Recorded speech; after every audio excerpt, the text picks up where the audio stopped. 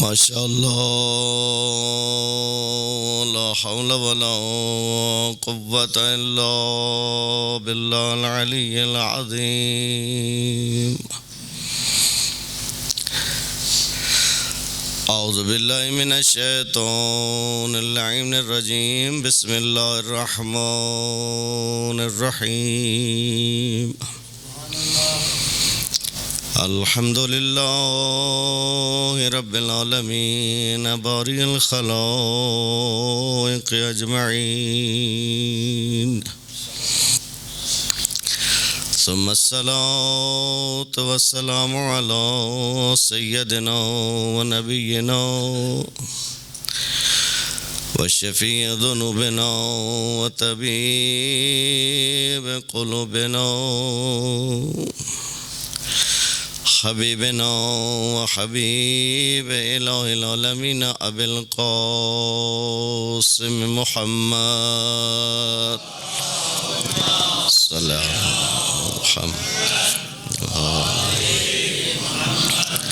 وعلى آل بيت الطيبين الطاهرين المعصومين المنتجبين المنتخبين المظلومين ورحمة الله على محبيهم ومواليهم وشيتهم أجمعين ولعنة الدائمة على أعدائهم ملعونين من أول الدهر إلى الآن ومن الآن إلى قيام يوم الدين أما بعد فقد قال الحكيم في محكم كتابه وقوله الحق وهو أصدق القائلين بسم الله الرحمن الرحيم إنا أعطيناك الكوثر فصل لربك وانحر إن شانئك هو الأبتر بلند صلوات الله صل على محمد خداوند کریم آپ کی ان دعاؤں اور عبادات کو اپنی بارگاہ میں قبول فرمائے، جو پریشان المومنین کی پریشانیوں کو دور فرمائے، جن مومنین نے دعائیں ذمہ لگائیں ان کی دعائیں اپنی بارگاہ میں مستجاب فرمائے، آقا اور مولا امام علیہ السلام کا جلال ظہور فرمائے، آقا کے قدموں میں جام شہادت کی سعادت نصیب فرمائے، اپنی دعاؤں اور عبادات کی قبولیت کے لیے مل کر بآواز بلند صلوات صلی علی محمد محترم و معزز سامعین، خمسہ مجالس بمناسبت شہادت حضرت زہرا سلام اللہ علیہا، ان مجالس میں کوشش کی جائے گی کہ ماحول سے، روٹین سے ہٹ کے کچھ ایسی معروضات، کچھ ایسی گفتگو جو عام طور پہ ممبر پہ نہیں کی جاتی، وقت کی ضرورت ہے کہ ہم آل بیت علیہ السلام کی حیات طیبہ کو سمجھیں، آل بیت علیہ السلام گھر میں کیسے رہتے تھے، ان کے گھر میں رہنے کا انداز کیا تھا، بچوں کے ساتھ کیسے رہتے تھے، رشتہ داروں کے ساتھ کیسے رہتے تھے، ہمسایوں کے ساتھ کیسے رہتے تھے۔ بی بی کی نظر میں مومن کون ہے، بی بی کی نظر میں شیعوں کی کتنی قسمیں ہیں، یہ وہ ساری گفتگویں ہیں جو انشاءاللہ ان چند ایام میں آپ کی خدمت میں عرض کروں گا۔ آج جس موضوع کو آپ کی خدمت میں عرض کرنا چاہتا ہوں وہ گھر ہے۔ دیکھیں، گھر افراد سے تشکیل پاتا ہے، معاشرہ گھروں سے تشکیل پاتا ہے، گھر افراد سے تشکیل پاتا ہے۔ افراد خانہ جتنے ذہنی طور پر، جسمانی طور پر صحیح اور سالم ہوں، اتنا ہی وہ گھرانہ اچھا ہوتا ہے۔ اچھی تربیت، اچھا ماحول، اچھا مزاج۔ دیکھیں، اس بات کی طرف توجہ رہے کہ ہم نے بہت سارے کاموں کو ثواب کے کھاتے میں ڈال دیا۔ ہم بہت سارے کام ثواب کے لیے کرتے ہیں۔ ابھی آپ مجلس میں آئے کہ جی مجلس میں جانا ثواب ہے، لا شک ولا ریب کہ مجلس میں آنا سبب ثواب ہے، لیکن آیا ان مجلسوں سے صرف ثواب ملتا ہے یا کچھ اور بھی ملتا ہے؟ اچھا، ثواب کیا چیز ہے اور ثواب کیش کہاں پہ ہوتا ہے؟ دیکھیں نا، کوئی بھی چیز ہے آپ اس کو کیش کراتے ہیں۔ آپ کے پاس ڈالر آئیں تو آپ کیا کریں گے؟ اس کو کیش کرانے کے لیے جائیں گے مارکیٹ، اس کو چینج کرائیں گے۔ یہ ثواب کس چیز کا نام ہے؟ ثواب کا مطلب کیا ہوتا ہے؟ اور ثواب کیش کہاں پہ ہوگا؟ ابھی ہم مجلس پڑھیں گے، انشاءاللہ سب کو بحسب نیت ثواب ملے گا یا نہیں؟ ملے گا نا؟ مجلس کے بعد وہ ثواب آپ ایک دوسرے کو دے سکتے ہیں، کیش کرا سکتے ہیں، بھئی یہ لے لیں، یہ دے دیں مجھے۔ توجہ کیجئے گا، دیکھیں جو چیز کیش ہو سکتی ہے، اگر آپ کے جیب میں ڈالر ہے تو آپ اس کو کیش کرا سکتے ہیں۔ آپ کے جیب میں اگر یورو ہے تو آپ اس کو کیش کرا سکتے ہیں۔ آپ کے پاس کسی بھی ملک کی کرنسی، آپ جائیں منی ایکسچینجر پہ، آپ کو چینج کر کے دے گا، یعنی وہ چیز کیش ہو جاتی ہے۔ سوال یہ ہے کہ یہ ثواب یہ کیش کہاں پہ ہوتا ہے؟ ثواب اس دنیا میں کہیں کیش نہیں ہوتا ہے، یاد رکھیے گا۔ ثواب اس دنیا میں کہیں کیش کہیں ہوتا ہے تو ہمیں بھی بتائیے گا، اس دکان کا ایڈریس ہمیں بھی بتائیے گا جہاں پہ ثواب کیش ہوتا ہے۔ میں آپ کی خدمت میں ایک واقعہ عرض کروں، صلوات بھیجیں اہل بیت کی ذات پر، اللہم صلی علی محمد وآل محمد۔ ایک شخص حرم مولا امام حسین علیہ السلام میں آتا ہے، بہت زیادہ پیسے کا مالک، بہت زیادہ مالدار۔ اس نے دیکھا ایک آدمی وہاں پہ حرم میں جو خادم ٹائپ پھرتے ہوتے ہیں، اس نے اس کو بلایا اور کہا کہ تم عرصے دراز سے یہاں پہ مولا کی خدمت میں ہو، بس ایک کام کرو کہ ایک زیارت کا ثواب مجھے دے دو، میں تمہیں کافی بڑی اماؤنٹ دینے کو تیار ہوں، بس وہ ثواب مجھے دے دو اور یہ پیسے مجھ سے لے لو۔ اس نے کہا ٹھیک۔ اب اس نے اس کو ایک بڑی رقم دی اور اس نے کہا ٹھیک ہے، میں ایک نیت کرتا ہوں کہ ایک زیارت کا ثواب تمہیں دیتا ہوں۔ وہ پیسے دے کے چلا گیا، یہ پیسے لے کے چلا گیا۔ یہ رات کو گھر جا کے سوتا ہے، مولا حسین علیہ السلام خواب میں آئے۔ توجہ فرمائیے گا، مولا نے کہا دیکھو تم جتنی دفعہ میرے حرم میں آئے، تمہاری زندگی کی فقط ایک زیارت، وہ کون سی زیارت؟ کہ ایک دفعہ تم گھر سے نکلے اور تم جب حرم کے گیٹ پہ پہنچے تو تمہیں خیال آیا کہ تمہارا جسم پاک نہیں ہے، اور اس جسم کے ساتھ تم حدود حرم میں مسجد میں نہیں جا سکتے۔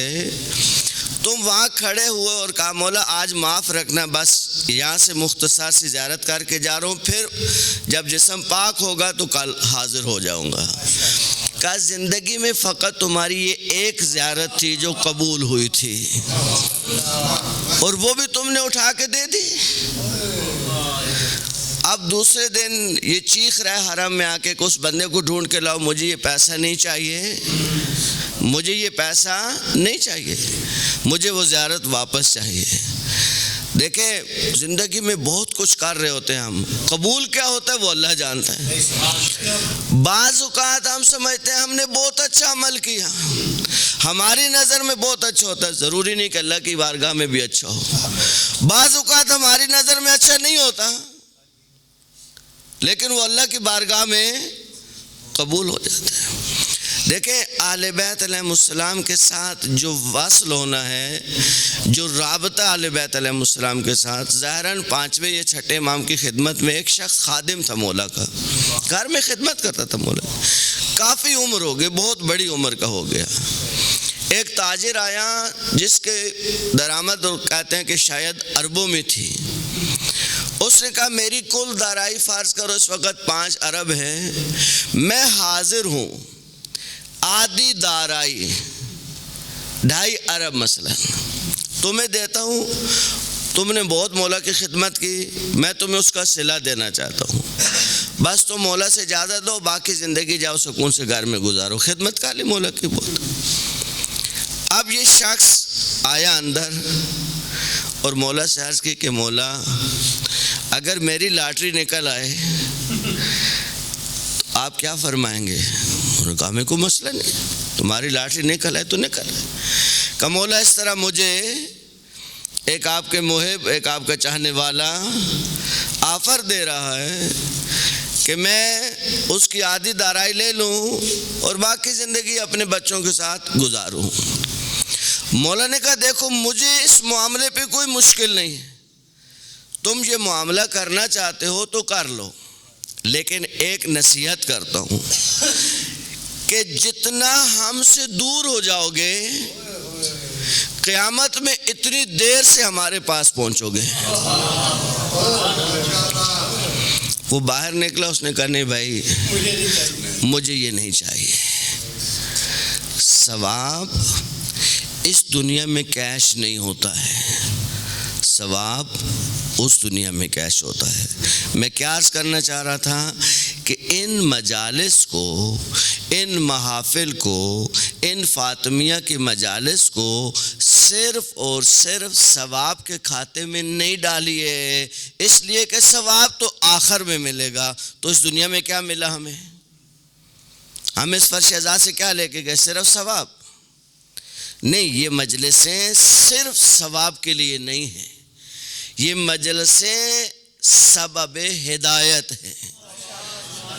ان مجلسوں سے اگر پڑھنے والے کو، سننے والے کو ہدایت نہیں ہوتی ہے، وہ سب کچھ ہو سکتا ہے لیکن مجلس نہیں ہو سکتی ہے، باقی وہ سب کچھ ہوگا۔ دیکھیں آپ کتنی بار آپ مومنین نے دعائیں پڑھی، زیارتیں پڑھی، مجلس سے پہلے کیا پڑھتے ہیں؟ حدیث قصہ کتنی بار پڑھی ہوگی، کتنی بار سنی ہوگی؟ آج تک ہم نے سوچا کہ اس حدیث قصہ کا مطلب کیا ہے؟ بہتری ہمیں عربی آ گئی ہے کہ وہاں پر اگر درود کی جگہ آتی ہے تو سب مومنین کو پتہ ہوتا ہے کہ یہاں درود پڑھنا ہے۔ وہ باقی عربی آئے یا نہ آئے، یہ عربی ضرور آتی ہے کہ یہ درود کی جگہ ہے، وہ درود پڑھا جاتا ہے۔ اچھا بھئی کیوں پڑھتے ہیں حدیث کے ساتھ؟ پوچھے واپس کیوں پڑھتے ہیں؟ کہ مولانا ثواب ہوتا ہے، مولانا برکت ہوتی ہے۔ ثواب بھی ہے، برکت بھی ہے، لیکن کبھی سوچئے کہ اس حدیث قصہ کے اندر ہے کیا؟ برکتیں تو بہت ہیں اس کے اندر۔ دیکھیں توجہ فرمائیں گے تو بہت لطف آئے گا۔ حدیث قصہ آل بیت علیہ السلام کے گھر کی تہذیب کا نام ہے۔ اگر کوئی سمجھنا چاہتا ہے کہ تہذیب اہل بیت کیا ہے، اہل بیت عصمت و طہارت گھر کے اندر کیسے رہتے تھے، بچے آتے تو کیا کرتے تھے، بڑے ان کے ساتھ کیا کرتے تھے. تو یہ حدیث قصہ آپ کو ایک نشانی کے طور پہ، ایک علامت کے طور پہ، اور یہ سکھانے کے لیے کہ دیکھو بچوں کو کیسے تربیت کرنا ہے، کہ بچہ جب گھر میں داخل ہو تو حد ادب کا تقاضا ہے کہ گھر میں جو بھی بڑا ہے وہ اس کو ادب کے ساتھ سلام کرے. یہ آپ کو میڈیا نہیں سکھائے گا، میڈیا کے بچے یہ نہیں سیکھیں گے، وہ گڈ نائٹ اور وہ اس قسم کے بکواسات سیکھیں گے، لیکن تہذیب اہل بیت نہیں سیکھیں گے.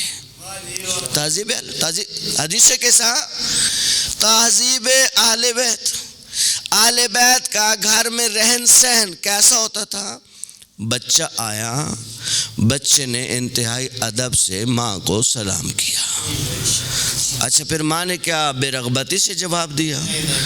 اگر چکی چلا رہی تھی تو چکی چلاتے چلاتے جواب دے دیا، ہانڈی پکا رہی تو ہانڈی پکاتے پکاتے جواب دے دیا، جھاڑو دے رہی تو جھاڑو نہیں، ایسا نہیں تھا. حدیث قصہ کے الفاظ بتاتے ہیں کہ جب مولا حسن داخل ہوئے اور انہوں نے آ کر سلام کیا، اپنی ماں کو مخاطب کیا، تو بی بی نے پورے وجود کے ساتھ، پوری توجہ کے ساتھ، دیکھیں یہ نفسیاتی بھی بات ہے نا. میں بھی آپ سے گفتگو کر رہا ہوں، میں آپ کو دیکھ رہا ہوں، آپ میرے لفظ سن رہے ہیں. میں اگر ادھر منہ کروں تو آپ کو میرے لفظ سنائی دیں گے یا نہیں؟ سمجھ بھی آئے گا، لیکن آپ کو اچھا نہیں لگے. نہیں بولا نا، آپ ہم سے بات کر رہے ہیں، آپ ہماری طرف دیکھیں. یہ کیا ہوا کہ آپ منہ ادھر کر رہے ہیں، ہم سے بات کر رہے ہیں. یعنی منہ سامنے کی بات کرتے ہوئے مد مقابل کو دیکھنا، یہ خود نفسیاتی طور پر بہت زیادہ. دیکھیں آپ کسی کو اگر اہمیت نہیں دینا چاہتے تو کیا کرتے ہیں، اس سے بات کرتے ہیں لیکن منہ ادھر کر لیں گے، آنکھیں نیچے کر لیں گے، بے رخی سے جواب دیں گے. اس کا کیا مطلب ہوتا ہے کہ میں آپ سے بات کرنے میں زیادہ انٹرسٹڈ نہیں، مجھے کوئی دلچسپی نہیں ہے، بس ٹھیک ہے آپ نے بات کی تو میں واجبی سا جواب دینے کو تیار ہوں. لیکن بی بی نے پورے وجود کے ساتھ، پوری توجہ کے ساتھ، اچھا سمپل جواب نہیں دیا. بی بی کہہ سکتی وعلیکم السلام، آپ پر بھی بیٹا سلام. بیٹے نے ماں پہ سلام کیا تو سلام کا جواب کتنا ہے؟ وعلیکم السلام جواب ہو جاتا. لیکن بی بی نے فقط اتنا نہیں کہا کہ بیٹا آپ پر بھی سلام ہو، کہا آپ پر سلام ہو میرے آنکھوں کی ٹھنڈک، میرے دل کا چین. اگر آپ ایک دفعہ بچے کو کہیں، کبھی کہیے گا بچے کو تو میری آنکھوں کی ٹھنڈک ہو، تو میرے دل کا چین ہو. آج لوگ پریشان ہیں، مولانا کیا کریں، بچے بہت بدتہذیب ہوتے جا رہے ہیں، بچے ہماری بات نہیں سنتے ہیں. آپ نے بچے کو کیا سکھایا ہے؟ آپ کے پاس ٹائم ہی نہیں ہے. آپ اپنی ہزار مصروفیات کے بعد گھر پہنچے. دیکھیں ایک نقطہ جس کی طرف علامہ صادق حسن نے توجہ دلائی، انتہائی اہم نقطہ ہے. وہ کہتے ہیں دیکھیں رہبانیت اسلام میں حرام ہے. رہبانیت کا کیا مطلب ہوتا ہے؟ کہ آپ لا تعلق ہو جائیں، اپنا بوریہ بستر لیں اور کسی گوشے میں جا کے بیٹھ کر اللہ کی عبادت میں لگ جائیں. یہ رہبانیت ہے جس کو اسلام نے پسند نہیں کیا ہے. کہا اس دور کی جدید رہبانیت کہ بوریہ بستر نہیں باندھا جاتا، گھر میں ہی ہوتے ہیں، گھر میں ہوتے ہوئے رہبانیت ہے. ایک کم ادھر ہے، ایک کم ادھر ہے، وہ لے کے بیٹھ ٹک ٹک ٹک ٹک ٹک وہ لگا ہوا ہے. یہ جدید رہبانیت نہیں تو کیا ہے؟ اب بتائیے، آپ سوچئے گا میرے جملے پہ، یہ جدید رہبانیت نہیں تو کیا ہے؟ میں یعنی یہ آفتیں اس حد تک ہیں. میں نے عرض کیا کہ یہ گفتگویں نہیں ہوتی ممبر پہ، تھوڑا سا عجیب بھی لگے گا آپ کو، لیکن بعد میں اچھا بھی لگے گا. صلوات بھیجے اہل بیت کی ذات پر.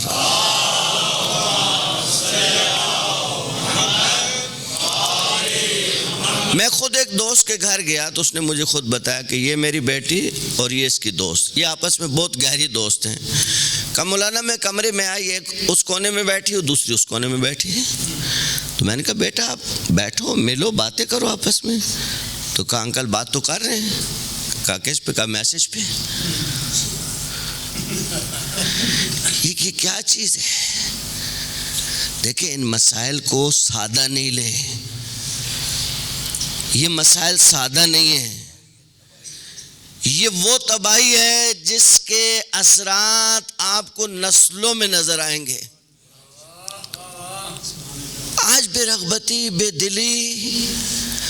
اچھا پہلے کیا ہوتا تھا کہ آپ کسی کے گھر جاتے تھے، کتنا اچھا لگتا تھا، بتائے بغیر چلے گئے، وہ خوش ہو گیا، میں آگے جی بیٹھے جی، چائے بناؤ جی، چائے بناؤ جی۔ اب فون کے بغیر جا نہیں سکتے، فون کر کے بھی جائیں تو آ بھی جائیں تو دل میں 100 باتیں، یہ کوئی ٹائم تھا آنے کا؟ منہ پہ کوئی نہیں کہتا ہے۔ دیکھیں اہل بیت علیہ السلام کے ماننے والوں کو جس تہذیب کو بچانا ہے وہ فیملی کلچر ہے۔ اگر فیملی کلچر کھو دیا سب ختم ہے، سب تباہی ہے۔ دیکھیں توجہ فرمائیں، صنعتی انقلاب، صنعتی انقلاب سمجھتے ہیں؟ یہ جو جدید انقلاب ہے، یہ جب شروع ہوا عورت کو کہاں سے مس یوز کرنا شروع کیا دشمن نے، یعنی عورت کی ویلیو کب نیچے آئی، کب اس کو بازاروں کی زینت بنایا گیا، کب اس کو گھر کی 4 دیواری سے نکالا گیا، جب اس کو اصلی فراز سے غافل کر کے فضولیات کی طرف راغب کیا گیا۔ اب جب صنعتی انقلاب آیا تو ان کو لیبر چاہیے۔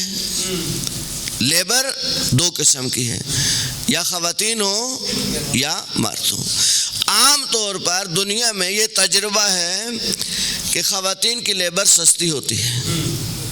جو تھوڑا اس دنیا سے وابستہ ہے وہ میری بات کے اگر تائید کرتے ہیں تو ایک صلوات بھیجے اہل بیت کی ذات پر، صلی اللہ علیہ محمد۔ اب صنعتی انقلاب کے لیے انہوں نے زیادہ جو ہائر کیا خواتین کو کیا تاکہ کام بھی ہو اور لیبر سستی ہو۔ اچھا وہ چیز بن گئی، اب وہ چیز بنا دی، اب کیا کرنا ہے؟ بنا کے رکھ دینا اس کو؟ نہیں، بنا کے اس کو بازار میں لانا ہے۔ بازار میں لانے کے لیے پھر کیا کیا؟ پھر کس کو استعمال کیا؟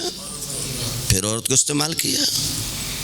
عورت اپنی اصلیت بھول گئی کہ تمہاری اس خوبصورتی کو جس کو اللہ نے تمہیں عطا کیا، حیا کے گوہر کے ساتھ حیا کو گھر میں رکھا اور مارکیٹوں کی زینت بن گئی۔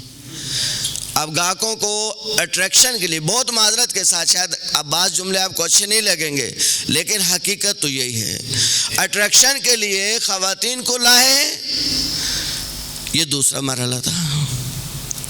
اب ان چیزوں کو بچانے کے لیے ہمیشہ عورت کا استعمال ہے، وہ عورت جس کے گود میں خاندان پلتا ہے۔ اب وہ بچوں سے غافل، اس کے پاس ٹائم نہیں ہے، وہ مامتا، وہ محبت۔ دیکھیں یہ مامتا میری اور آپ کی چیز نہیں ہے، مامتا کو ہم نے نہیں گھڑی ہے، مامتا کو گھڑی ہوئی چیز نہیں ہے۔ حضرت موسیٰ پہاڑ پہ جا رہے ہیں، دیکھیں خاتون نے بچے کو اٹھایا ہوا اور وہ پہاڑی کا مشکل ترین سفر طے کر رہی ہے، بچہ گود میں ہے، ہم آدھا کلو کی تھیلی اٹھا کے شاید نہیں چل سکتے، وہ بچے اٹھا کے جا رہی اوپر۔ حضرت موسیٰ نے کہا کہ یا خدایا، میں دیکھنا چاہتا ہوں کہ اگر اس کے دل میں مامتا نہیں ہو تو کیا کرے گی یہ، کچھ ٹائم کے لیے خدایا تو اس کے دل سے اس کی مامتا کو نکال دے، میں یہ منظر دیکھنا چاہتا ہوں۔ دیکھیں یہ بیلٹن ہے نا، اللہ کی طرف سے دی ہوئی ہے، اللہ چاہے تو نکال دے، اس دنیا میں نکالے گا نا۔ قرآن کی آیات ہیں کہ مائیں بچے پھینک کے بھاگیں گی، یہی ماں جو اس دنیا میں بچے کے پاؤں میں کانٹا چبھ جائے وہ پریشان ہوتے۔ قرآن کی آیت ہے، ماؤں کے رحم سے بچے گریں گے شکم سے اور مائیں واپس بھی نہیں دیکھیں گے بچہ کہاں گیا۔ اس کا مطلب ہے کہ اس کی ذاتی نہیں ہے، اللہ نے اس کو ودیعت کی ہے۔ اللہ جب نکال دے تو وہ ختم ہے۔ حضرت موسیٰ نے دیکھا کہ جب اس کی مامتا کو اللہ نے دل سے نکالا تو وہ بچے کو پھینک کے چلی گئی اوپر، وہی ماں۔ اب 2-4 منٹ اوپر چلی، بچہ نیچے پڑا ہوا، واپس بھی نہیں دیکھ رہی۔ تھوڑی دیر کے بعد حضرت موسیٰ نے کہا کہ اللہ بس میں نے دیکھ لیا، اب تو اس کی مامتا کو واپس کر دے۔ جب وہ مامتا واپس آئی تو واپس چھلانگے لگاتی نیچے پہنچ گئی۔ اس کا مطلب کیا ہے کہ جو اللہ عطا کرتا ہے اس کو اسی جگہ استعمال کرنا ہوتا ہے۔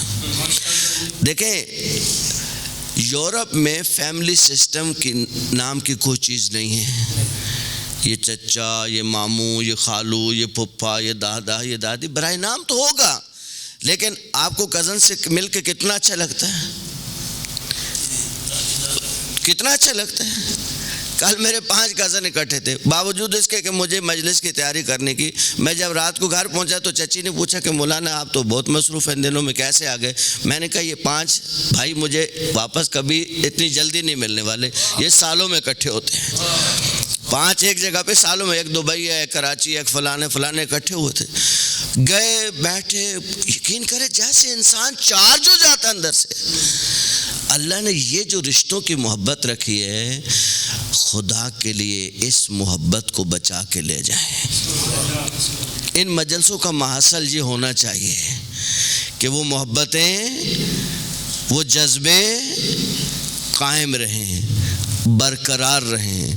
آل بیت علیہ السلام کا دیا ہوا درس، آل بیت علیہ السلام کی دی ہوئی تعلیمات، آپ اندازہ لگائیں ہمسائے کتنا حساس موضوع ہے۔ یعنی میں نے جب اس حدیث کو پڑھا وہ ابھی تک میں اس کی یعنی سحر میں ہوں کہ یہ کیا چیز ہے۔ عبداللہ ابن مسعود، چند وہ لوگ جن کو امیر المومنین نے بی بی کے جنازے میں آنے کی اجازت دی، ان میں ایک عبداللہ ابن مسعود ہے۔ عبداللہ ابن مسعود روایت کرتے ہیں کہ ایک شخص بی بی کی خدمت میں آیا اور اس نے کہا کہ اے رسول کی بیٹی، آپ کے پاس کوئی ایسی تحریر، کوئی بابا کا ایسا جملہ، کوئی بابا کا ایسا فرمان جس کو پڑھ کے ہم شاد ہو جائیں، ہم خوش ہو جائیں، آپ کے پاس کچھ ایسا ہے؟ بی بی نے اپنی کنیز کو بلایا اور کہا کہ جاؤ وہ ریشمی کپڑے پہ ایک تحریر لکھی ہوئی تھی، وہ ریشمی کپڑا ڈھونڈ کے لاؤ۔ وہ گئی اور تھوڑی دیر کے بعد واپس ہے، کہا کہ بی بی وہ کپڑا مجھے نہیں ملا۔ بی بی نے ناراضگی کا اظہار کیا، کہا افسوس ہو تم پر، تمہیں نہیں معلوم کہ اس تحریر کی کیا ویلیو ہے؟ جاؤ اس تحریر کو تلاش کرو، اس کپڑے کو تلاش کرو، اس لیے کہ وہ جو لکھا ہوا ہے اس کی ویلیو میری نظر میں میرے بیٹوں کے برابر ہے، حسنین کے برابر ہے۔ روایت کا جملہ ہے۔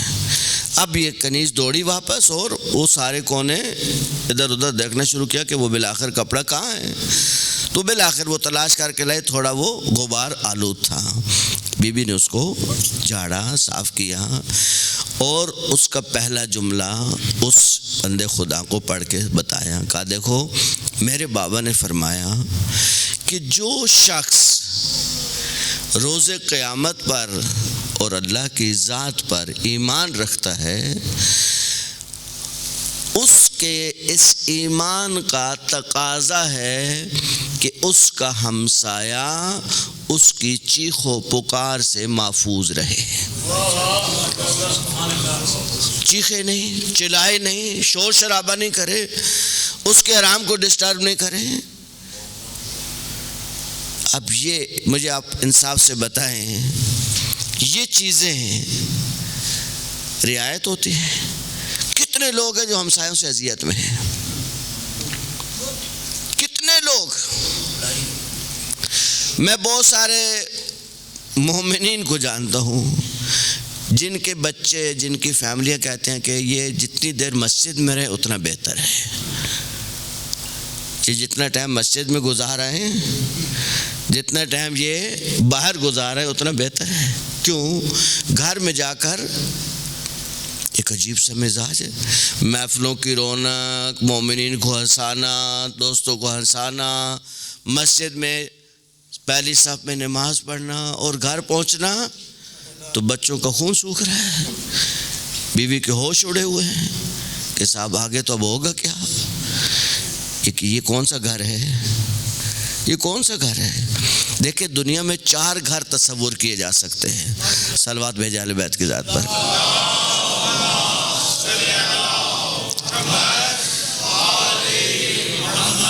4 گھر۔ پہلا گھر، میاں بھی بہت اچھا، بیوی بھی بہت اچھی۔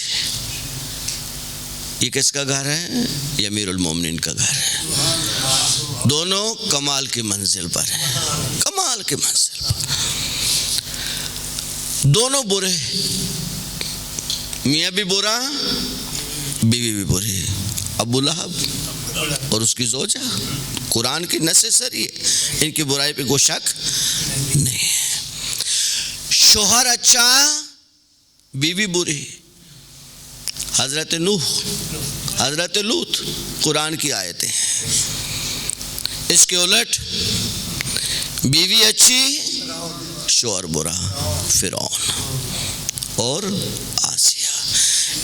اب ہمارا گھر کس کے مشابہ ہونا چاہیے؟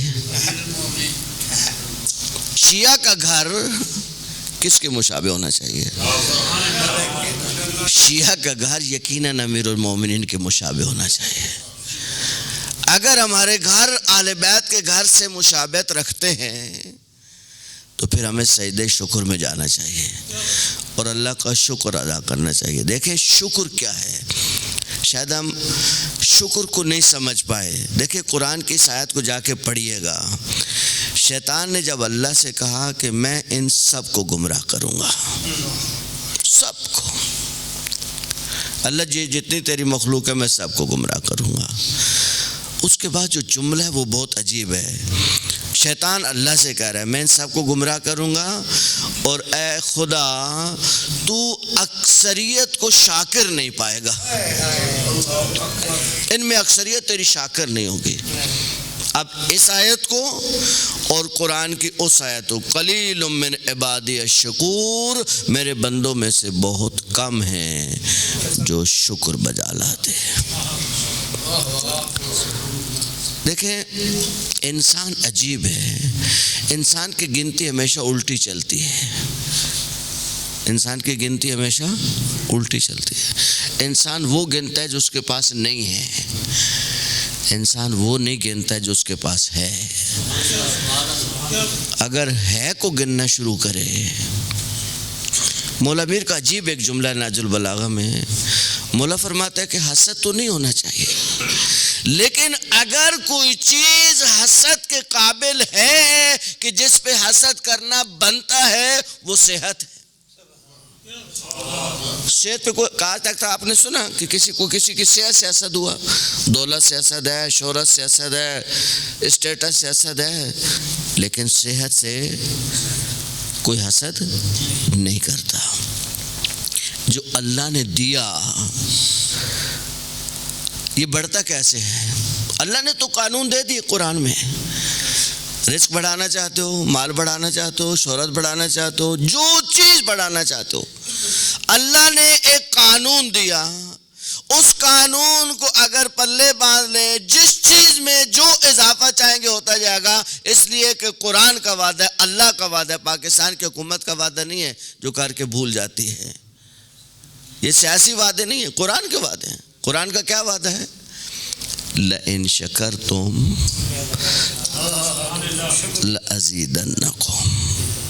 اب جن کو عربی سمجھ آتی ہے، لام تاکید، نون تاکید، کتنی تاکیدوں کے بعد اللہ فرمایا اللہ ان شکرتم، میں بڑھاؤں گا، میں اضافہ کروں گا، لیکن اس کی شرط یہ ہے کہ تم شکر کرو۔ اگر شکر کرو گے تو میں اضافہ کرتا چلا جاؤں گا، رکے گا نہیں۔ ایک شخص دیکھیں شکر کیا ہے، شکر کیا ہے؟ تسبیح لے لے ہاتھ میں، الحمدللہ الحمد شکر الحمدللہ شکر، یہ زبانی شکر ہے۔ ایک شکر زبانی ہے، ایک شکر عملی ہے۔ جس سے بڑھتا ہے وہ شکر عملی ہے۔ معصوم فرماتے ہیں کہ اللہ کی نعمت کا شکر یہ ہے کہ جس مقصد کے لیے اللہ نے وہ نعمت دی ہے اس نعمت کو وہاں پہ استعمال کریں۔ امام سجاد علیہ السلام کا دو اللہم صلی علی محمد وعلی محمد،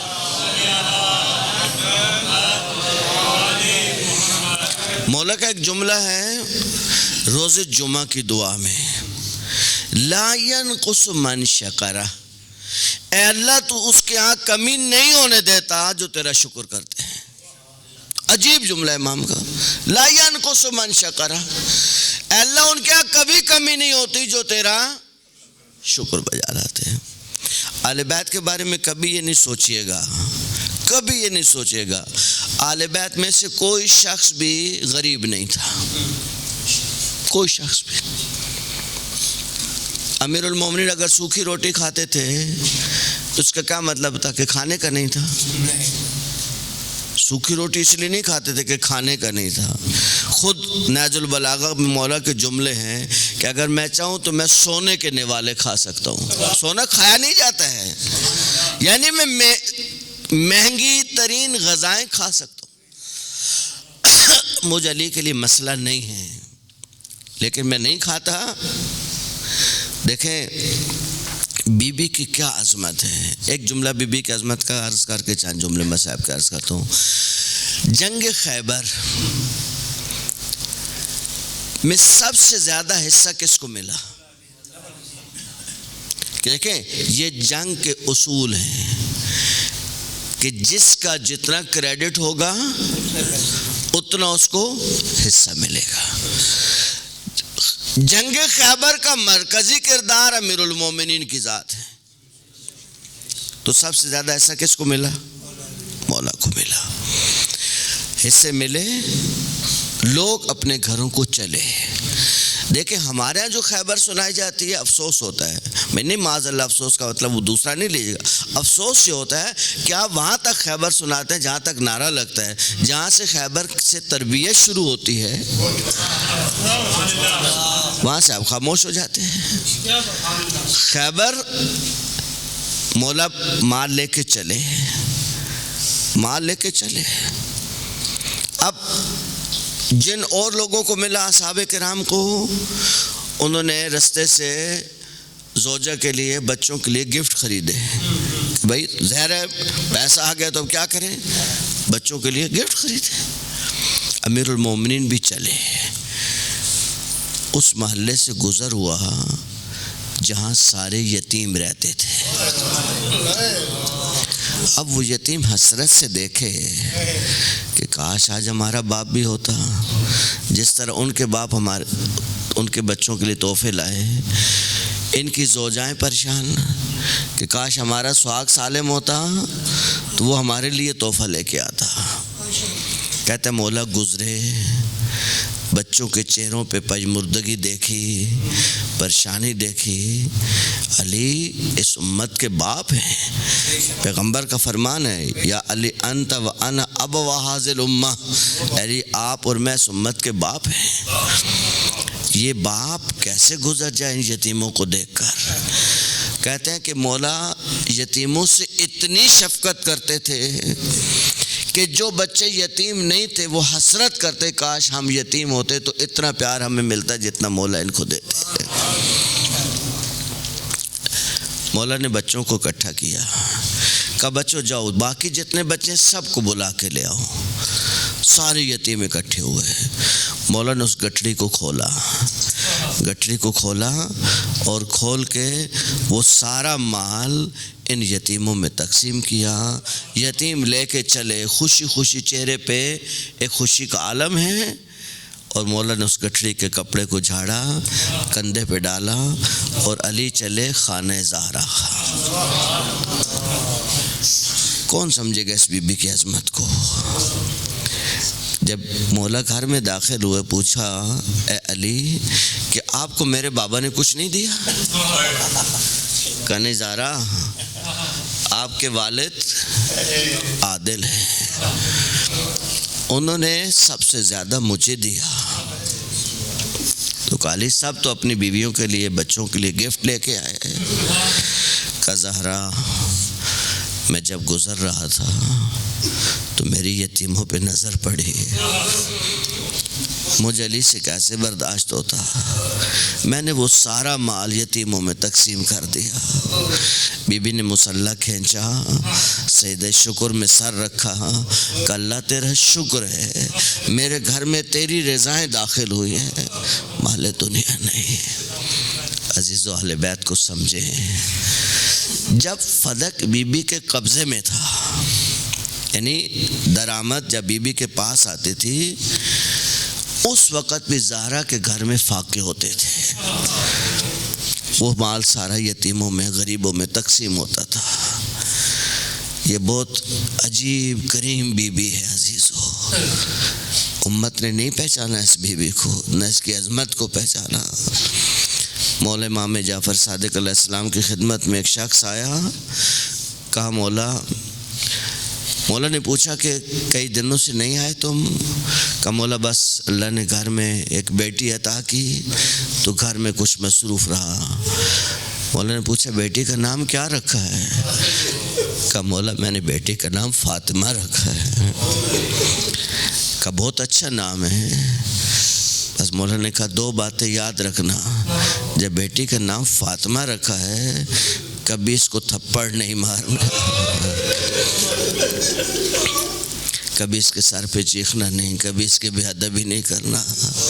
عزیز اس نام کا امام کی نظر میں اتنا احترام ہے، یعنی کسی بچی کا نام ہے. مولا کہتا ہے اس بچی کا جب نام تم نے فاطمہ رکھ دیا، ہماری دادی کے نام پہ نام رکھا، یہ بچی کے نام رکھا جائے تو اتنا مولا کی نظر میں احترام، تو خود زہرا کا کیا احترام ہوگا. عزیزو اہل بیت کے جو دکھ ہے نا، اہل بیت کی تکلیفیں، ان کو محسوس کرنے کی کوشش کریں. محسوس. ہم قم میں پڑھتے تھے، یہی فاطمیہ کے ایام تھے. ایک آیت اللہ یہاں پہ رہے، کچھ دوستوں نے یقیناً ان کو دیکھا، ان کے درس بھی سنے ہوں گے. آیت اللہ آصف محسنی، ہم ان کے درس میں تھے. یہی فاطمیہ کے ایام تھے. اب وہ امیر المومنین کی مظلومیت سمجھانا چاہتے ہیں. کیسے سمجھائیں؟ کہ بچوں ایک بات بتاؤ، ابھی یہ درس ختم ہوگا تو کدھر جاؤ گے؟ ہم سب نے کہا مولانا گھر کو جائیں گے. کہا تم گھر پہنچو اور تمہاری زوجہ دروازے پہ کھڑی ہو اور صرف اتنا کہے کہ محلے کے فلاں شخص نے میرے ساتھ بدتمیزی کی ہے. کہا تم برداشت کر لو گے؟ آپ اللہ پہ یقین کرے پورے کلاس میں چیخے بلند ہو گئے. کہا نہیں مولانا نہیں برداشت ہوتا. کہا تمہارے سامنے تو کچھ نہیں ہوا. کہا تمہارے سامنے تو کچھ نہیں ہوا. ایک جوان آیا ایک عالم کی خدمت میں، کہا کہ مولانا یہ بتائیں حسین زیادہ مظلوم ہے یا علی زیادہ مظلوم ہے؟ اس عالم نے سر کو جھکا لیا، کافی دیر سوچتے رہے، سر کو اٹھایا، کہا نہیں علی زیادہ مظلوم ہے. اس جوان نے کہا مولانا ہم نے تو آج تک یہی سنا کہ حسین زیادہ مظلوم ہے، آپ کہتے ہیں نہیں علی زیادہ مظلوم ہے. کہ بیٹا جب تم نے سوال کیا تو میں نے سوچنا شروع کیا اور میری نظر میں وہ سارے مصائب آ گئے جو حسین مولا پہ گزرے ہیں. السلام علیک یا ابا عبداللہ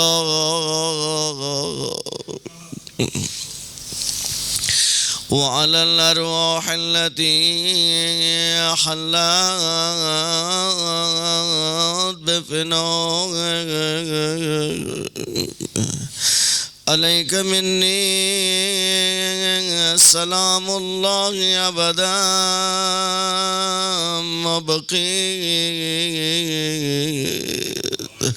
بقي الليل والنهار ولا جعل الله آخر اللحظ مني لزيارتكم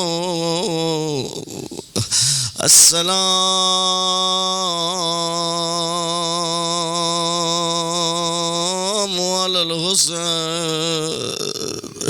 وعلى علي ابن الحسين وعلى أولاد الحسين وعلى أصحاب الحسين عالم ربانی کہتے ہیں بیٹا تو نے سوال کیا سنو مولا حسین جی نے فرس سے اتر چکے تھے دشمن کو پتہ نہیں چلتا تھا حسین کی روح پرواز کر گئی یا جسم میں ابھی روح باقی ہے شمر ملون آیا کہ اگر سمجھنا چاہتے حسین شہید ہو گئے یا نہیں شہید ہوئے حسین کے قریب جا کے اتنا کہہ دو حسین زینب کے خیموں پہ حملہ ہو گیا اگر حسین زندہ ہوئے ضرور جواب دیں گے عزیزو یہ جملے میں نے آیت اللہ قیل الغروی سے سنے مولانا کہتے ہیں ایک ملون قریب آیا کہ حسین خیموں پہ حملہ ہو گیا کہ اتنا زخمی جسم تھا حسین نے پورے جسم کو سمیٹا تشہد کے عالم میں آئے ہاتھوں کو زمین پہ ٹیکا مڑ کے خیموں کو دیکھا خیموں پہ حملہ نہیں ہوا تھا کہ بیٹا تو نے یہی پوچھا تھا نا علی زیادہ مظلوم ہے یا حسین زیادہ مظلوم ہے حسین کی زندگی میں یہ ملون خیموں کی طرف نہ بڑھ سکے لیکن علی کی غربت پہ جان قربان اے عزیزوں آج آپ کے بچوں کو گمراہ کیا جاتا ہے یہ کیسے ہو سکتا ہے مرد گھر میں ہو اور عورت دروازے پہ آ جائے اس کا جواب خود زہرا نے دیا جب دروازے پہ دستک ہوئی علی مولا اٹھے گئے زہرا سامنے آ کے کھڑی ہو گئی کہ علی آپ باہر نہیں جائیں گے کہ کیا ہوا زہرا کہ اے علی میرا بابا جب زندہ تھا وہ زمین پہ اللہ کی حجت تھے آپ اپنی جان پہ کھیلتے گئے اور میرے بابا کی جان بچاتے گئے اے علی اس وقت اللہ کی حجت آپ ہے اور آپ کو بچانا میرا فرض ہے اے علی میں سارے مسائب برداشت کر جاؤں گی لیکن علی آپ پہ آج نہیں آنے دوں گی حجت خدا کا دفاع فرض ہے اور عزیزوں پھر دروازے کے پیچھے آ کے کھڑی ہو گئی یہ وہی دروازہ ہے جس کے بارے میں اہل سنت کے علماء نے لکھا کہ جب آیت تطہیر نازل ہو چکی اللہ کے رسول 6 مہینے 9 مہینے اس دروازے پہ آ کے کھڑے ہو جاتے ہیں السلام علیکہ یا اہل بیت النبوہ السلام علیکہ یا معدن الرسالہ السلام علیکہ یا مختلف الملائکہ اس دروازے پہ رسول سلام پڑھتے ہیں رسول کی زندگی کے آخری دن ہے رسول کا سر ہے زہرا کی گود ہے کسی نے دروازے پہ دستک دی بی بی کہتی ہے میرا بابا سو رہا ہے میرا بابا آرام کر رہا ہے اگر تجھے کوئی سوال ہے کچھ دیر کے بعد آنا عزیزو تھوڑی دیر گزری گئی پھر دستک ہوئی بی بی نے کہا میں نے کہا نا میرا بابا آرام کر رہا ہے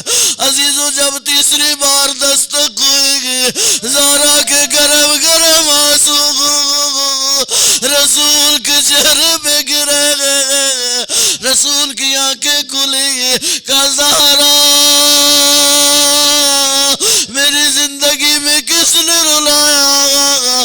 کہا بابا کوئی سائل ہے دروازے پہ۔ کہا زہرا وہ سائل نہیں ہے، وہ ملک الموت ہے، وہ کسی سے نہیں پوچھتا، وہ کسی کا انتظار نہیں کرتا، لیکن زہرا تیرا اتنا احترام ہے، اے زہرا تیری اتنی عزت ہے، جب تک تو اجازت نہیں دے گی یہ فرشتہ بھی گھر میں نہیں آئے گا۔ جس گھر کا اتنا احترام اسی گھر سے چیخیں بلند ہو گئی، اور بی بی یہ غربت کا نوحہ پڑھتی نظر آئی، صبت علیہم صائبون لو اللہ صبت علیہم سرن علیہم۔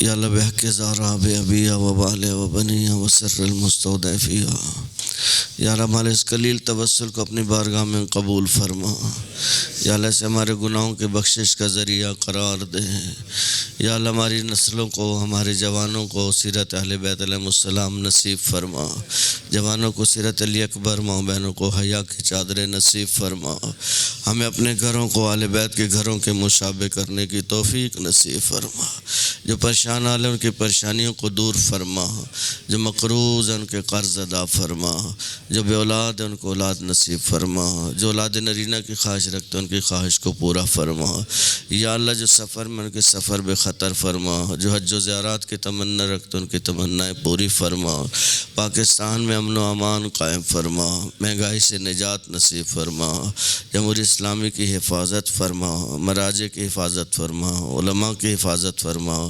یا اللہ اس فرش عذاب کو جن مومنین نے بچھایا، جو ان کے معاونین ہیں ان کی توفیقات خیر میں اضافہ فرما، ان کے مرحومین کی مغفرت فرما، ان کو اور ہم سب کو بروز محشر شفیع محشر حضرت زہرا سلام اللہ علیہ کی شفاعت نصیب فرما، یا اللہ ہم سب کا خاتمہ بالخیر فرما، یا اللہ اس ذکر کو ہماری نسلوں قیامت تک ہماری نسلوں میں منتقل فرما، یا اللہ ہماری دعائیں اپنی بارگاہ میں مستجاب فرما، آقا اور مولا کا جل ظہور فرما، آقا کے قدموں میں جامع شہادت کی سعادت نصیب فرما، رب صلی علی محمد و آل محمد۔